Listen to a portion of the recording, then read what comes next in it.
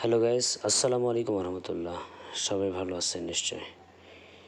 ইয়া রব, আমি আপনার প্রতি গর্বিত যে আপনি আমাকে মুসলিম ঘরে জন্মগ্রহণ করিয়েছেন। ইয়া রব, আমি আরও গর্বিত যে আপনি আমাকে শেষ নবীর হজরত মুহাম্মদ সাল্লাল্লাহু আলাইহি সাল্লামের উম্মত হিসেবে দুনিয়াতে পাঠিয়েছেন।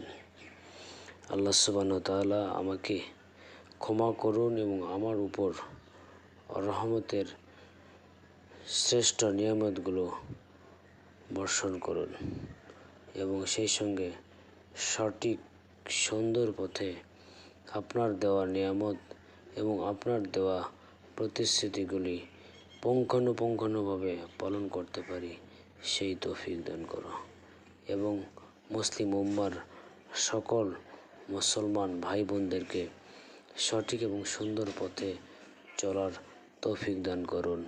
আমিন।